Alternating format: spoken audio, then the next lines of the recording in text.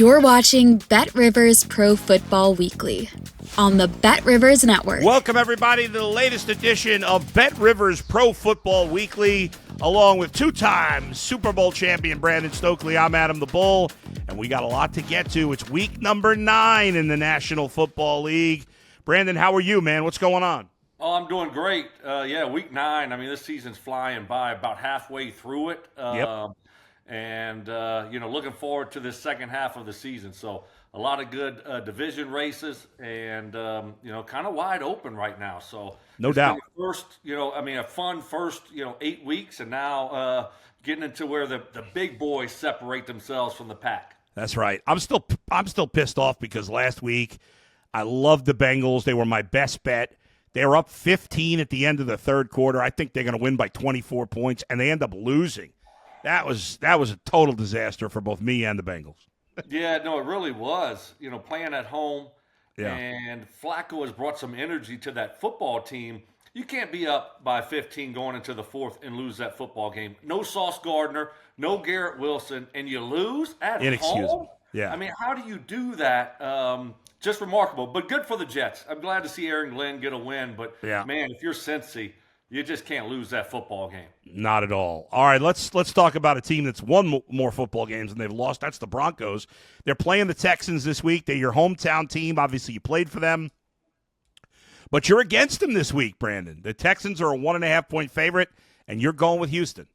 Yeah, I liked Denver last week by double digits. And this week, going on the road, Houston got a great defense. I mean, that defense gets after you. Broncos' offense has struggled over the course of the year. Their defense has been great, but their offense has just struggled. So I think Houston, in a close game, they finally got their offense going last week against the 49ers. They look sharp. So I'm gonna go with Houston. I'm gonna take the home team here. I'm curious when it comes to the Broncos. Give me your thoughts on Nick's year 2. Obviously had a tremendous rookie season. Been a little more challenging year 2, which it often is for guys in their second year in the league. We've seen it with Jaden Daniels and others. C.J. Stroud, who's playing in this game as well last year. What's your thoughts on how he's playing and his future right now?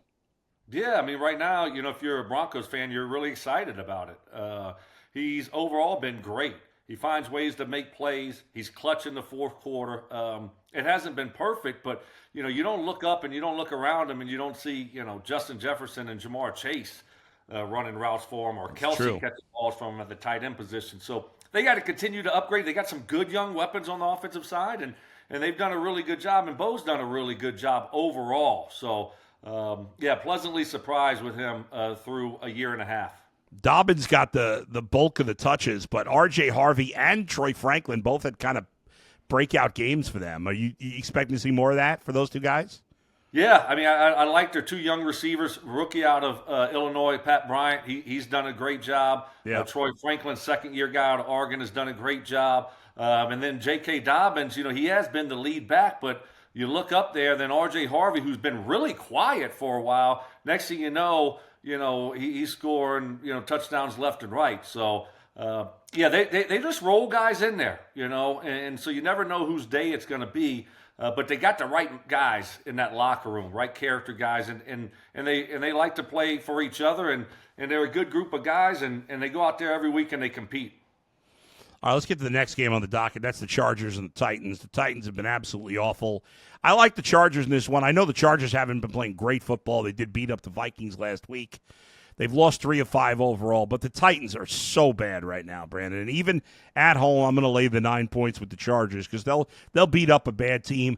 Almost the Chargers the Titans' losses have all been by 8 points or more, and all but one by double digits. I see the Chargers kind of like they did last week against a bad team in Minnesota with another blowout this week. What say you? Yeah, I mean, if I was going to go one way or the other, it's hard to pick the Titans right now. It doesn't matter if it's 13, 14 points. And the Chargers seem like they're getting a little bit healthier. I'm with you on that one. All right, let's get to the next game. That's the Saints and the Rams. We both have a pick in this one. The Saints-Rams game is at 4 o'clock on Sunday. Saints come in 1-7. The Rams are 5-2. You like the over, high-scoring game. Yeah, I like the over. I think the Rams get after him a little bit here. And I think the Saints, I know they got a new quarterback starting, but I think they'll score their fair share of points. And I think the Rams will get after them. And Puka is coming back this week, so that should help their passing game. And so, it's a double-digit win for the Rams and enough to get the over. Yeah, I like the over too, but I'm also going to take the Rams, and I'm going to lay the points. I know they're obviously a big favorite in this game, but I'm going to lay the 14 points. It's a ton, but the Saints are a total disaster. They're an absolutely awful team. They're starting a rookie second-round pick who I don't know that they really believe in him, but they just kind of feel like they have no choice at this point. I think the Rams could put up like they could go over by themselves in this game. Right. Yeah, I mean, but it could be crazy like that. Yeah, I agree with you. I think the Rams just get after them. Plus, they're coming off a bye too. A lot has to do here with their rookie quarterback for the Saints. But I mean, odds say, history says, it's probably not going to be a great experience for them. Yeah, especially against one of the best coaches in the NFL with Sean McVay. All right, let's get to the next game. That's the Lions and the Vikings. Obviously, the Lions are a big favorite in this one, 8.5, and you like them in this game. I do. I know it's a division game, and usually those are a little bit closer. But, man, Detroit, they seem to found their stride. And I don't know, Minnesota. What is going on in Minnesota? They're playing with a quarterback that's got, no ligaments in his shoulders for a couple weeks. Poor Carson Wentz. Feel bad for that guy. They've been a disaster on offense. And then now, is McCarthy going to play? Is he coming back? He wasn't good or consistent when he did play. Right. That might be one of those things that we look back in a couple of years and say, oh, my gosh, they had Daniel Jones and Sam Darnold in the building. Both of those guys left. And then, all of a sudden, 2 years later, they have to clean house over there. So it's going to be an interesting situation there in Minnesota, but they got to figure out their quarterback situation. Yeah, I'm with you on the Lions in this game. The Lions are at home. They're very tough to beat at home. They're undefeated. The Vikings offense looked good in one game, and that was against the Bengals about a month ago, and the Bengals defense, as we know, is probably the worst in football. Lions coming off a bye, too, at home, off a bye. Vikings played last week. Gibbs is going to be fresh. Goff is going to be fresh. St. Brown, I mean, they all got a week off. Maybe there's a little rustiness, I guess, early, but I don't see it. I think they're going to blow them out. I'm with you on that one. Steelers and Colts. I think you've picked the Steelers almost every week. You've been involved in that game. You got the Steelers are at home. It's a great the Colts have been fantastic. The biggest surprise team in the league. They're 7-1 on the road, but you like the Steelers at home coming off a loss last week. I do. You would have swore as many times as I picked the Steelers that I played for Pittsburgh. I don't know what it is. I don't know.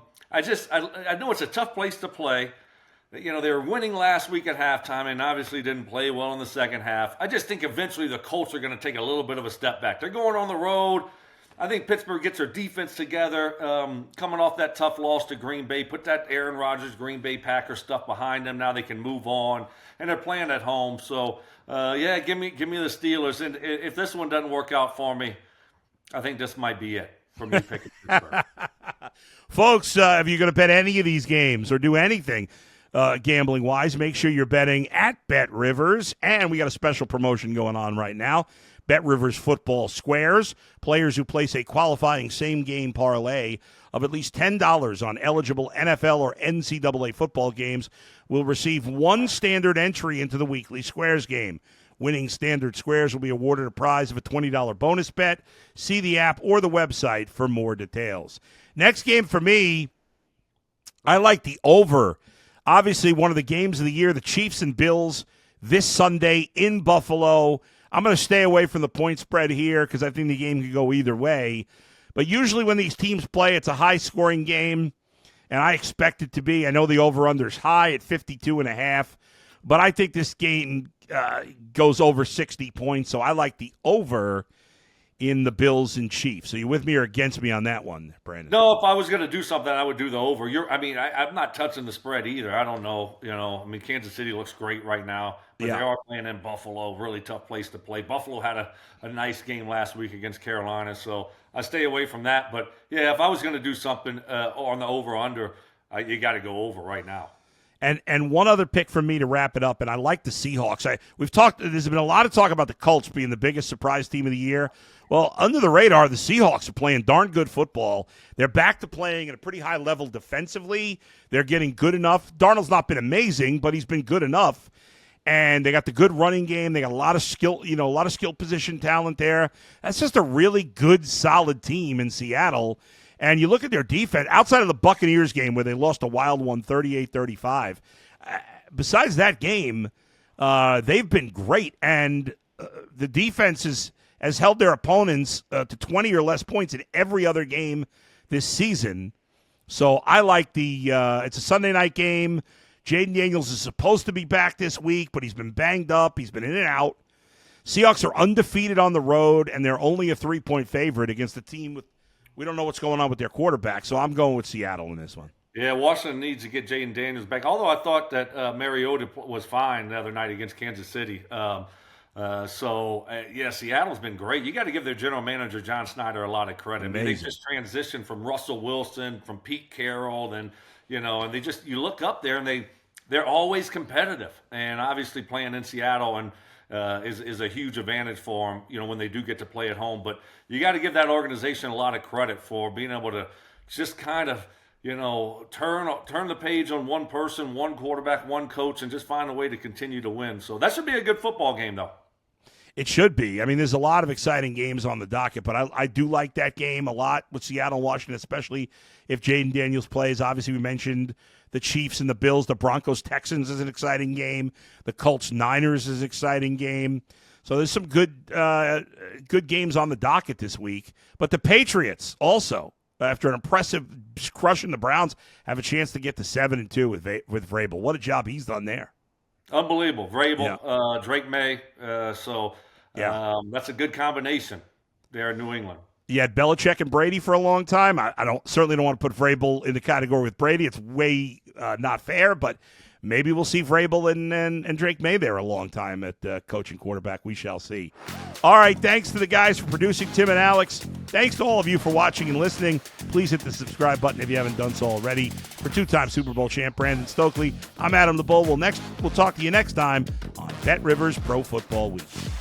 Thanks for watching BetRivers Pro Football Weekly on the BetRivers Network.